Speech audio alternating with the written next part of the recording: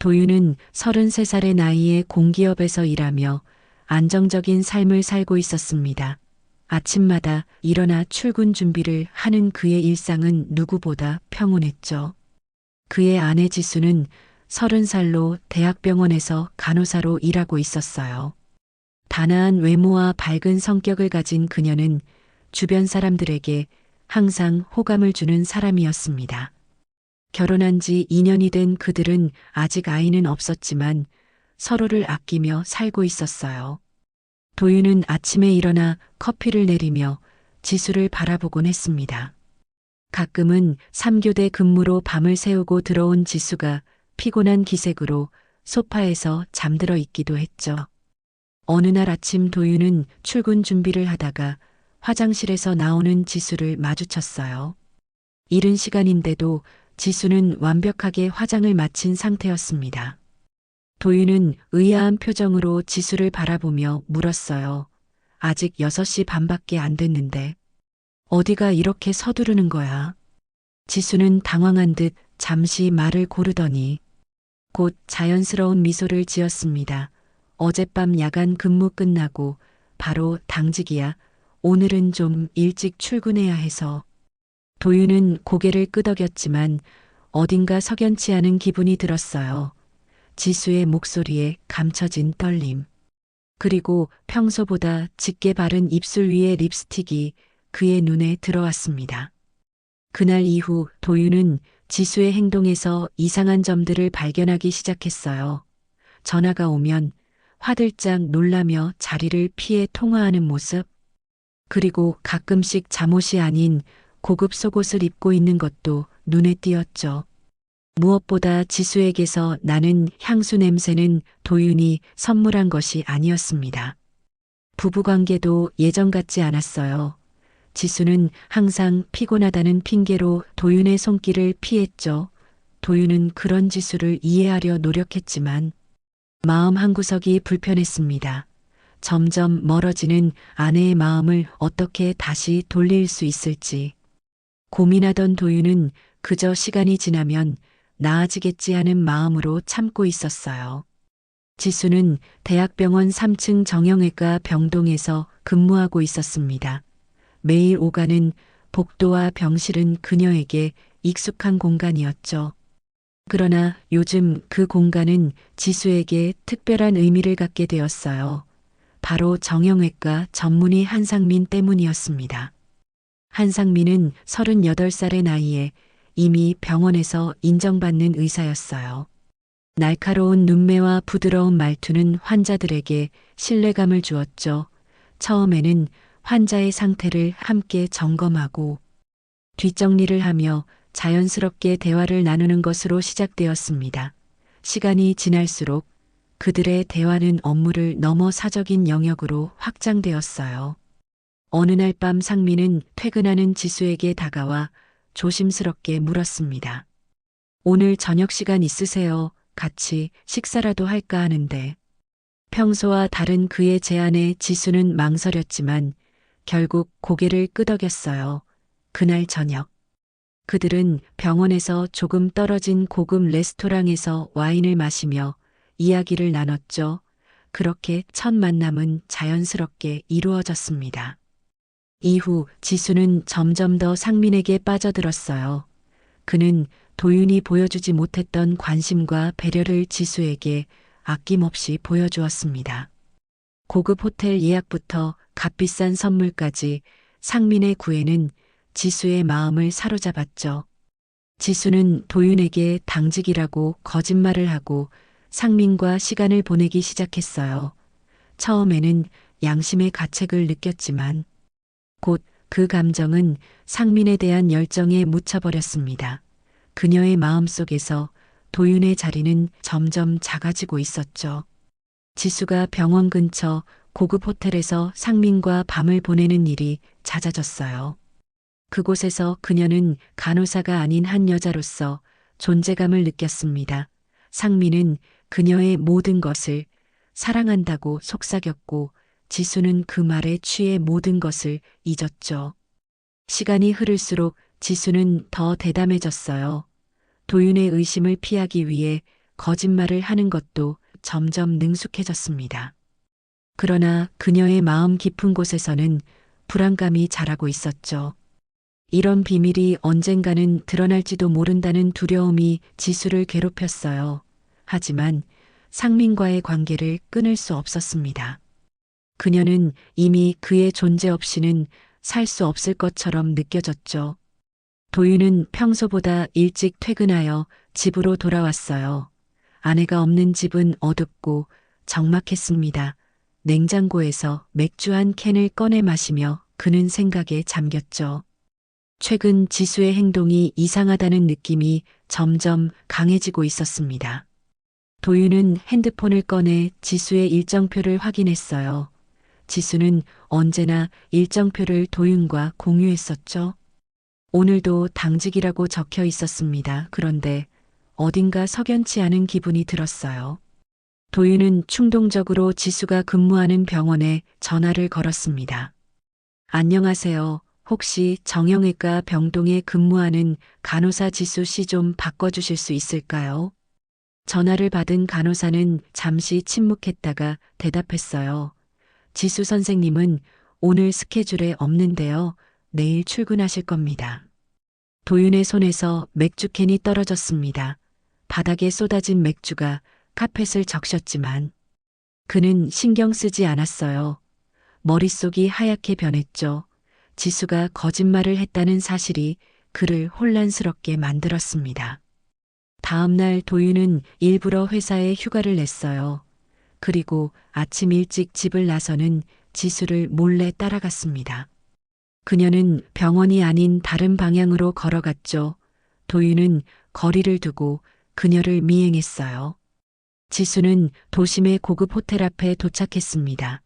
그곳에서 그녀는 정장 차림의 남자와 만났어요. 그들은 서로 반갑게 인사를 나누더니 함께 호텔 안으로 들어갔습니다. 도윤은 자신의 눈을 의심했죠. 하지만 그것은 분명한 현실이었어요. 도윤은 그 자리에 얼어붙었습니다. 가슴이 터질 듯이 아팠어요. 숨이 제대로 쉬어지지 않았죠. 그는 근처 벤치에 앉아 한참을 그대로 있었습니다. 그날 이후 도윤은 며칠 동안 조용히 지수를 관찰했어요. 그리고 그녀가 병원복이 아닌 사복 차림으로 같은 호텔에 들어가는 모습을 여러 차례 목격했습니다. 매번 그녀와 함께 있던 사람은 같은 남자였죠. 도윤은 몰래 사진을 찍어 증거를 모았어요. 그는 그 남자가 누구인지 알아내기로 했습니다. 인터넷 검색 끝에 그 남자가 지수가 근무하는 병원의 정형외과 의사 한상민이라는 사실을 알아냈어요. 도윤의 마음속에는 분노와 배신감이 가득했습니다. 하지만 그는 감정을 억누르고 냉정하게 계획을 세우기 시작했죠. 도윤은 이제 확실한 증거를 가지고 있었습니다. 집에 돌아온 그는 거실 소파에 앉아 지수가 돌아오기를 기다렸어요. 테이블 위에는 호텔에서 찍은 사진들이 가지런히 놓여 있었죠. 시계가 밤 11시를 가리킬 때 현관문이 열리는 소리가 들렸습니다. 지수는 피곤한 표정으로 거실에 들어섰어요. 그런데 불이 켜진 거실에 앉아 있는 도윤을 보고 놀란 표정을 지었습니다. 그녀는 억지로 미소를 지으며 말했죠. 아직 안 잤구나. 오늘 병원이 너무 바빴어. 도윤은 아무 말 없이 테이블 위의 사진들을 가리켰어요.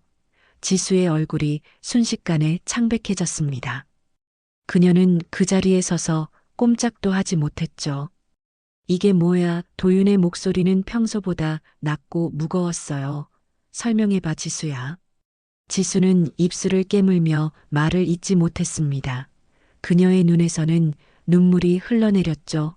도윤은 일어나 그녀 앞에 섰어요. 당직이라더니 호텔에 가 있었네. 그 남자가 누군지도 알아. 정형외과 의사. 한상민 맞지? 도윤의 말 한마디 한마디가 날카로운 칼처럼 지수를 찔렀습니다. 지수는 결국 흐느끼며 무릎을 꿇었어요. 그래 맞아. 미안해. 정말 미안해. 내가 잘못했어. 그녀는 도윤의 다리를 붙잡으며 용서를 빌었죠. 하지만 도윤의 마음은 이미 돌이킬 수 없이 상처받았습니다. 그는 조용히 지수의 손을 떼어내며 물었어요. 이유가 뭐야? 우리가 부족했던 게 뭐였는지 알고 싶어. 지수는 한참을 울다가 떨리는 목소리로 말했습니다. 그 사람은 날 여자로 대해줘. 당신은 늘 피곤하다는 말뿐이었어. 난 인정받고 싶었어. 사랑받고 싶었다고. 도윤은 쓴웃음을 지었어요. 그래서 거짓말로 나를 속이고 다른 남자를 만난 거야. 그게 내가 원하는 사랑이야. 더 이상 할 말이 없다는 듯 도윤은 등을 돌렸습니다. 지수는 필사적으로 도윤을 붙잡았어요. 제발 한 번만 용서해줘. 다시는 그러지 않을게. 우리 다시 시작하자.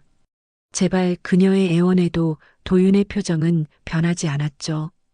나가 이 집에서 당장 내 눈앞에서 사라져. 도윤의 차가운 목소리에 지수는 더욱 크게 울음을 터뜨렸어요. 하지만 도윤은 침실로 들어가 문을 잠갔습니다. 혼자 남겨진 지수는 한참을 그대로 주저앉아 울었어요. 그녀는 자신의 어리석음과 욕심이 모든 것을 망쳐버렸다는 사실을 깨달았습니다. 하지만 이미 늦었죠. 도윤의 신뢰는 돌이킬 수 없이 깨져버렸어요. 다음 날 아침 도윤은 변호사 사무실을 찾았습니다. 이혼 전문 변호사인 김태우는 도윤의 이야기를 차분히 들었어요. 사진들을 검토한 후 변호사는 도윤에게 확실한 증거가 있으니 유리한 조건으로 이혼이 가능하다고 설명했죠. 일단 배우자의 부정행위가 명백하게 입증되었으니 위자료 청구가 가능합니다. 그리고 불륜 상대방에게도 상간자 위자료를 청구할 수 있어요. 변호사의 설명에 도윤은 무겁게 고개를 끄덕였습니다. 집으로 돌아온 도윤은 한동안 멍하니 앉아 있었어요.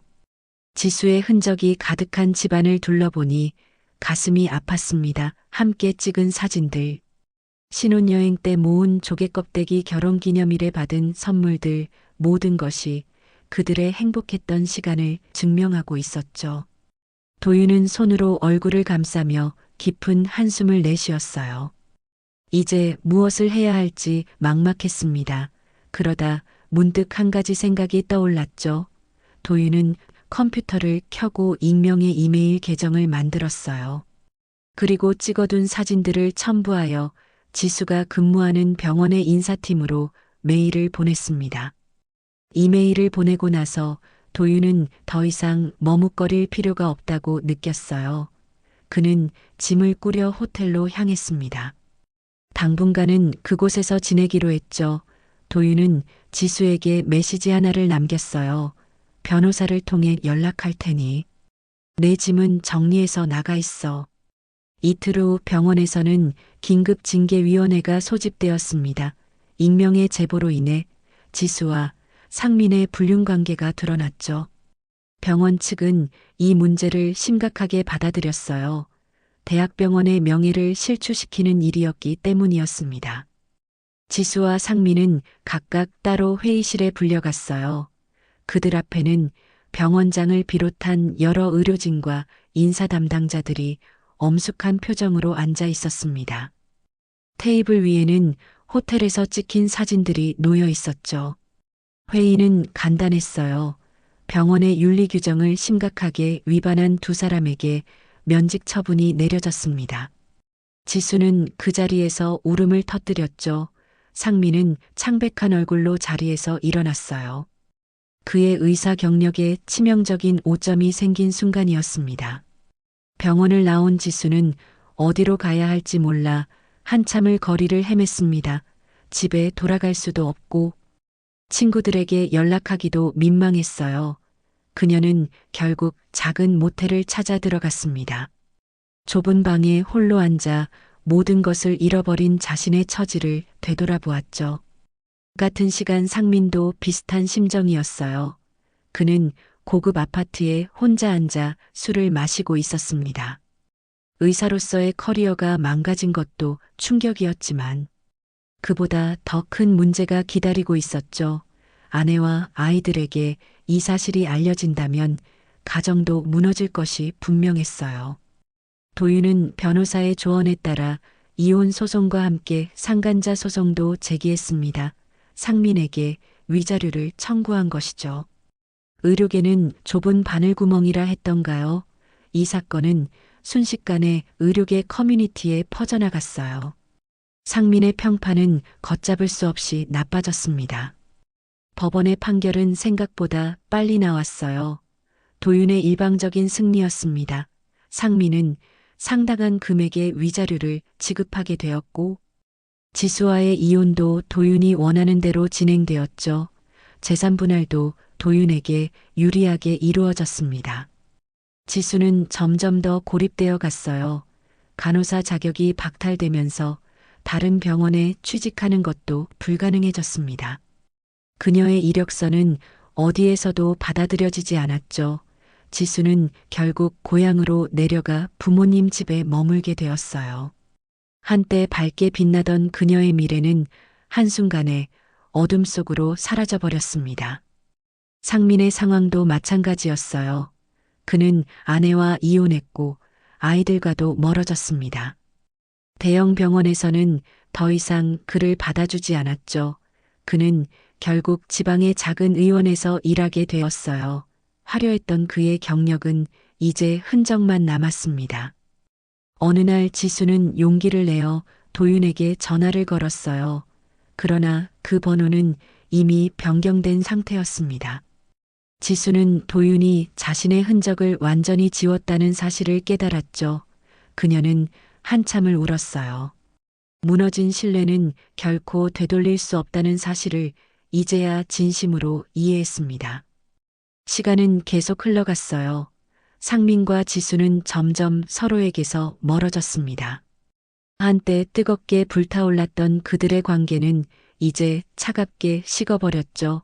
서로가 서로에게 가져다 준 것은 파멸뿐이었어요. 그들은 더 이상 연락하지 않기로 했습니다. 도윤은 새로운 아파트로 이사했습니다. 더 이상 지수와의 추억이 담긴 공간에서 살 수 없다고 느꼈기 때문이에요. 새 집은 이전보다 작았지만 그에게는 충분했죠. 혼자 살기에 적당한 크기였어요. 그는 최대한 미니멀하게 살림을 꾸렸습니다. 회사에서는 누구에게도 자세한 사정을 말하지 않았어요. 단지 이혼했다는 사실만 간단히 전했죠. 동료들은 호기심 어린 눈빛으로 도윤을 바라보았지만 그의 단호한 태도에 더 이상 캐묻지 않았습니다. 도윤은 점차 일상을 되찾아갔어요. 출근하고 퇴근하는 규칙적인 생활, 가끔 친구들과 만나 술 한잔하는 소소한 즐거움. 그렇게 하루하루를 보냈죠. 그런데 가끔 문득 지수의 생각이 날 때면 가슴 한구석이 아려왔습니다. 어느 날 퇴근길에 도윤은 지수가 자주 가던 카페 앞을 지나게 되었어요. 발걸음을 멈추고 잠시 그곳을 바라보았죠. 그리고 충동적으로 안으로 들어갔습니다. 익숙한 공간이 그를 반겼어요. 도윤은 지수와 함께 앉았던 구석자리에 앉았습니다. 커피를 마시며 도윤은 지난날을 떠올렸어요. 처음 지수를 만났을 때, 프로포즈했을 때, 함께 웃고 울었던 순간들. 다 어디로 사라진 걸까요? 도윤은 창밖을 바라보며 생각에 잠겼습니다. 이제 상민도 지수도 도윤의 삶에서 완전히 사라졌어요. 가끔 지인들을 통해 그들의 소식을 듣기도 했지만 도윤은 관심을 두지 않으려 했죠. 그런데도 가끔씩 아내를 대신할 누군가를 만나보라는 주변의 권유가 귓가에 맴돌았습니다. 도윤은 아직 준비가 되지 않았어요. 누군가를 다시 믿고 마음을 열기에는 상처가 너무 컸죠.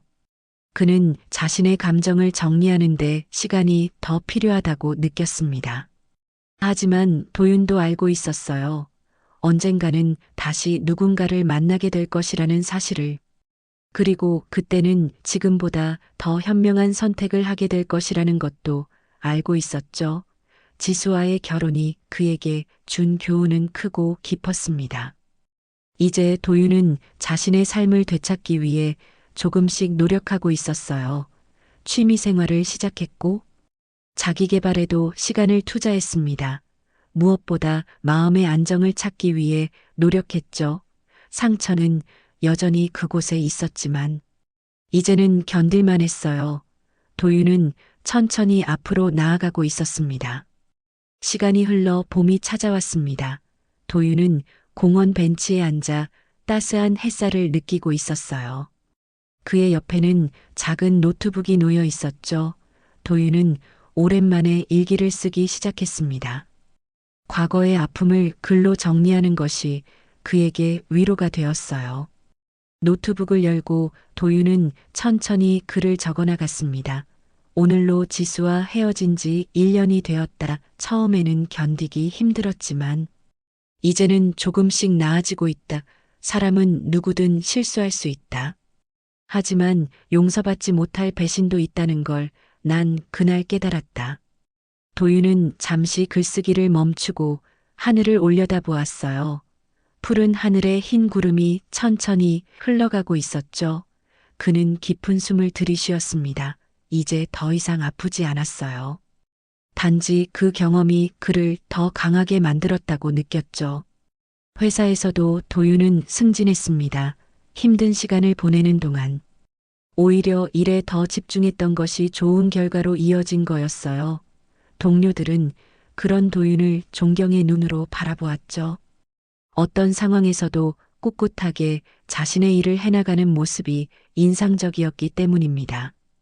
퇴근 후 도윤은 가끔 혼자 영화를 보러 가기도 했어요. 사람들 속에 섞여 있으면 외로움이 덜했죠. 그날도 도윤은 영화관으로 향했습니다. 표를 사려고 줄을 서 있는데 누군가 그의 이름을 불렀어요. 도윤 선배 여기서 뭐해요? 뒤돌아보니 대학 후배 민지가 서 있었습니다. 도윤은 반갑게 인사했어요. 그들은 우연히 같은 영화를 보러 온 것이었죠. 자연스럽게 함께 영화를 보게 되었습니다. 영화가 끝난 후 도윤과 민지는 근처 카페에 들렸어요. 오랜만에 만난 반가움의 대화는 끊이지 않았죠. 민지의 밝은 웃음소리에 도윤도 모르게 미소 짓고 있었습니다. 집으로 돌아오는 길에 도윤은 문득 깨달았어요. 오늘 처음으로 지수를 한 번도 떠올리지 않았다는 사실을 그는 가볍게 웃었습니다. 이제 정말 나아지고 있구나 하는 생각이 들었죠. 도윤은 집에 도착해 불을 켰습니다. 더 이상 어둡고 적막한 공간이 아니었어요. 그의 공간은 이제 편안함과 안정으로 가득 차 있었죠. 도윤은 창가에 서서 밤하늘을 바라보았습니다. 별들이 반짝이고 있었어요. 세상은 계속 돌아가고 있었습니다. 사람들은 만나고 헤어지고 다시 새로운 인연을 만들어가고 있었죠. 도윤도 이제 새로운 시작을 준비할 때가 되었다고 느꼈어요. 더 이상 과거에 묶여있지 않기로 했습니다. 그의 인생은 아직 끝나지 않았으니까요.